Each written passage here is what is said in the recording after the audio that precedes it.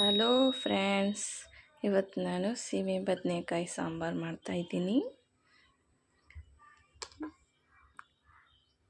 ನೋಡ್ಕೊಳ್ಳಿ ಹೇಗೆ ಮಾಡ್ತೀನಿ ಅಂತ. ನಿಮ್ಮ ಮನೇಲೂ ಮಾಡ್ಕೊಂಡು ತಿನ್ನಿ.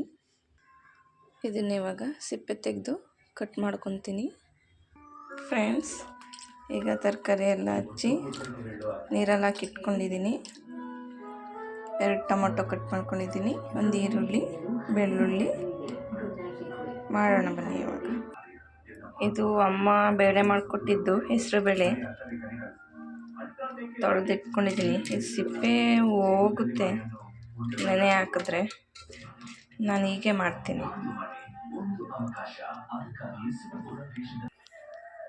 2 ಲೋಟ ನೀರು ಹಾಕಿದ್ದೀನಿ.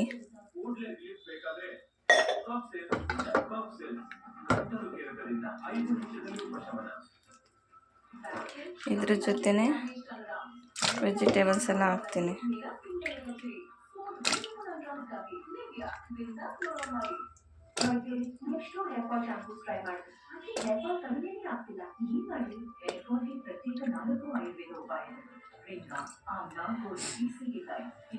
ಅದಕ್ಕೇನೆ ಟೊಮೊಟೊನೂ ಆ್ಯಡ್ ಮಾಡ್ತೀನಿ.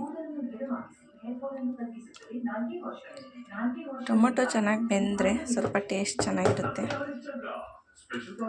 ಈರುಳ್ಳಿ,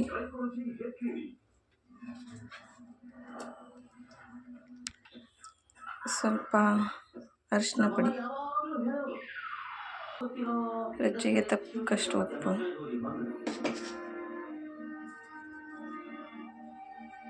ಸ್ಟವ್ ಮೇಲಿಟ್ಟು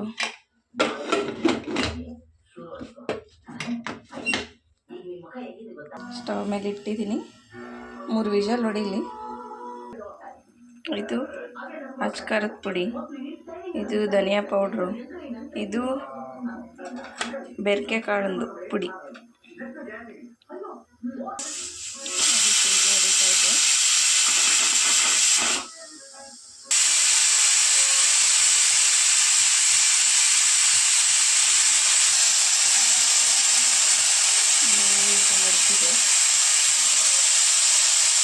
ಸ್ಟವ್ ಆಫ್ ಮಾಡಿ ವಿಷಲೆಲ್ಲ ಹೋಗಲಿ, ಆಮೇಲೆ ತೆಗೆಯೋಣ. ಬೆಂದಿದೆ ಎಲ್ಲ. ಇವಾಗ ಇದಕ್ಕೆ 2 ಸ್ಪೂನ್ ಅಚ್ಕಾರದ ಪುಡಿ, ಧನಿಯಾ ಪುಡಿ 2 ಸ್ಪೂನ್, ಇದು ಬೆರ್ಕೆ ಕಾಳು ಪುಡಿ ಅಂತ ಹೇಳ್ತನಲ್ಲ ಅದು.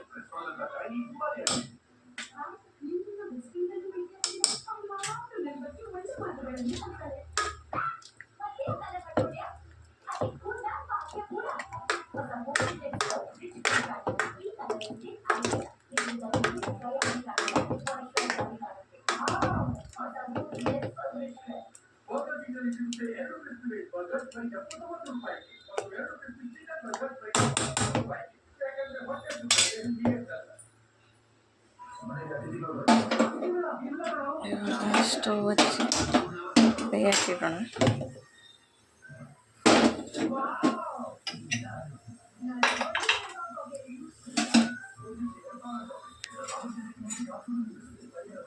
ಇವಾಗ ಒಂದು ಕಡೆ ಒಗ್ಗರಣೆಗೆ ಇಡೋಣ.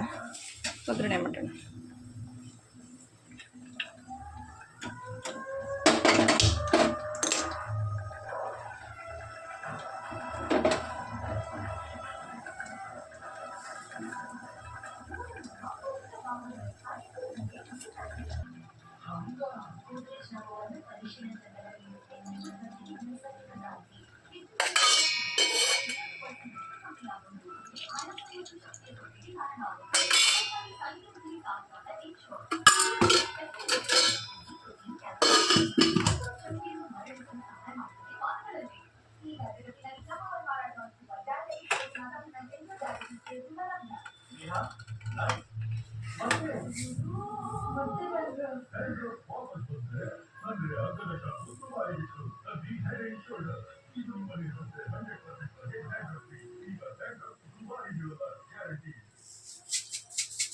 ಸಾಸಿವೆ,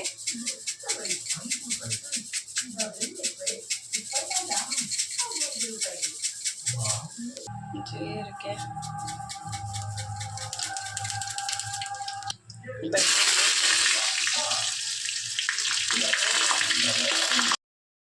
ಇದಕ್ಕೆ ಸ್ವಲ್ಪ ನೀರು ಆ್ಯಡ್ ಮಾಡ್ಕೊಳ್ಳೋಣ.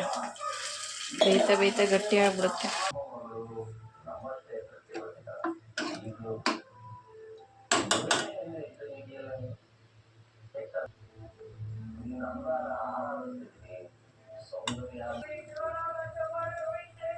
ಕುದೀತಾ ಇದೆ. ತುಂಬ ಆರೋಗ್ಯಕರವಾದ ರುಚಿಯಾದ ಸಾಂಬಾರ್ ರೆಡಿ.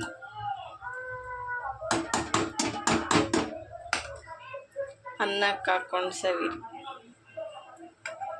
ಅನ್ನಕ್ಕೆ ಪೂರಿಗೂ ಹಾಕ್ಕೋಬೋದು, ತುಂಬ ಚೆನ್ನಾಗಿರುತ್ತೆ ಇದು. ಮುದ್ದೆಗಂತೂ ಸೂಪರ್.